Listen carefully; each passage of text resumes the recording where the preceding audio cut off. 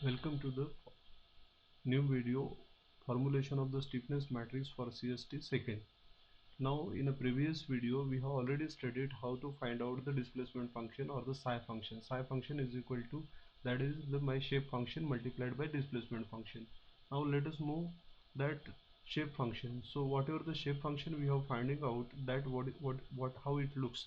So whenever the psi function or the displacement function we have considered, if here this one is the 1, then at the other end this must be a 0. It must be a 0. So if at the point I is 1, okay, then at the point J it must be 0. Similar way, at the point I, if this is 1, then at the point M must be a 0, so this is the shape, of the shape function. It is mandatory requirement, or I would say this is the requirement whenever we are considering the shape function. So shape function, if this one is the 1, then this is equal to 0. At J, shape function must be a 0, or vice versa is also possible. If at the J it is 1, then at the I it must be 0. So this is the property of a shape function.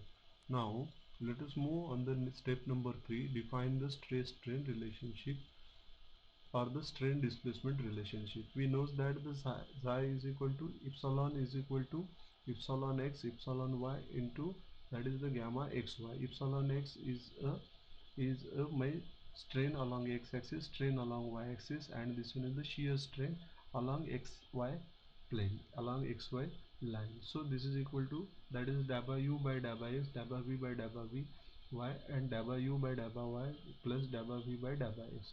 These terms we have already finding out through the theory of elasticity.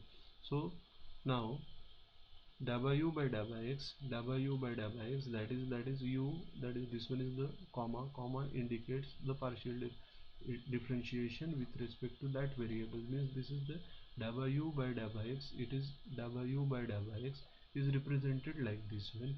So dabba u by dabba x, so u is already knowing, that is ni ui plus nj vj plus nm va. This one we are already finding from the my displacement function, that is my psi function, So in the last video we have already studied this one. Hence I am putting that dabba by dabba x of u is equal to this one. So this one is can be written like this one, that is ni. This one is the actually, this is the dabba ni upon dabba x multiplied by ui. Similarly this one is the dabba nj upon dabba x upon dabba x into uj, and this comma indicates that differentiation along the x with respect to x. So this is the formula. So that dabba u by dabba x is defining like this one. Then then then ui is equal to this one, a similar way, that is uj also calculating and the um also calculating by using a same method. Now hence ni, that is if I am differentiating, that is the d ni up with respect to x, that is d ni upon dx is equal to, that is 1 upon 2a. Now ni shape function of a ni, so this one is the alpha I beta I x plus beta ij. So if I am deriving this one, then I am getting that is the bi 2a, bi beta I 2a, because only x term is available here, rest of the terms couldn't have the x term. So this is cancelled, so this is only the term remain, and this one is derived. That's why what we are getting, this is the constant, so this constant is come here, and this term is remain. So this one is the available. Hence if I am calculating the derivative of ni with respect to x with respect to a, I am getting this value. Similar way I am getting for the j and as well as for m. So I beta I upon 2a, beta j upon 2a, beta m upon 2m at the 3 points I, j and 3 I and M is the three nodes. So these are the three nodes we have already considered this one. So this is I node, this is I J node, and this is M node. So at these three nodes, if I am defining with respect shape function with respect to A, my values are this one. Then by putting these values, I can calculate my du by dx. So du by dx is equal to ni. Instead of ni, I am now able to write bi, then ui, bj, uj, bm, um. Hence, what I am getting, that similar way dv by dy is equal to, this is the parameter. The same way du by dy, dv by dy, I am writing these equations and finally getting this value. So this is the gamma I, gamma j, gamma m. This is the gamma I, beta I, gamma j, I, beta j. So these values I am able to write here, so that my strain is equal to 1 upon 2a beta I, beta j, beta m, gamma I, gamma j, gamma m, gamma I, beta I, gamma j, beta j, gamma m, beta m, multiplied by my u and v terms at the various nodes, I node, then j node, and then m node. Hence my shear strain matrix is equal to beta I, beta j, beta m, beta I, beta j, beta m, multiplied by d, that is the displacement at the I node, the displacement at the j node, displacement at the m node, where beta I is equal to 1 upon 2a beta I 0, means this terms I am writing here. Then beta j is equal to this terms I am writing here, beta j. Similar way, if we go for this beta m, so beta m, this term is like this term. So this is the term beta m, gamma m, beta m, this one. So this is the br, bj, and bm.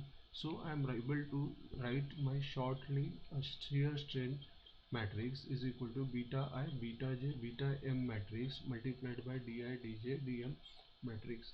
Hence in a simplified form I am writing this one, shear strain is equal to beta matrix into the my delta d matrix, but beta matrix is equal to bi, bj, and bm.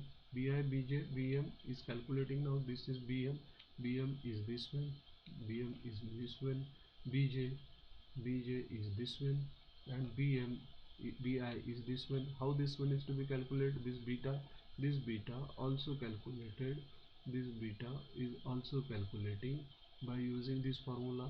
Now beta I, this one is the beta I, and beta I we have already calculated from this one. So beta I we have already calculated this one. So by using this shape function, we can find out this beta I and beta j very easily, and we are able to find out this equation, that is this shear strain equation. Now shear stress relationship. Now the in plane stress strain relationship given by this equation, that is the strain is equal to constituent matrix multiplied by strain matrix. So stress is equal to my constituent matrix multiplied by, that is my strain matrix. So my stress matrix, now this value of a D, that is the constituent matrix, we have already studied in a plane stress equation. So there are the plane stress condition and the plane strain condition. According to that conditions, I need to write this value of D. So this is my stress strain relationship of in a matrix form.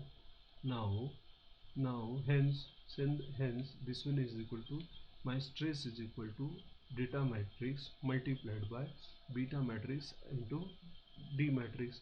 Why this one? Because this one is my strain matrix. This is my strain matrix, and strain matrix is equal to this is the strain matrix is equal to B into D.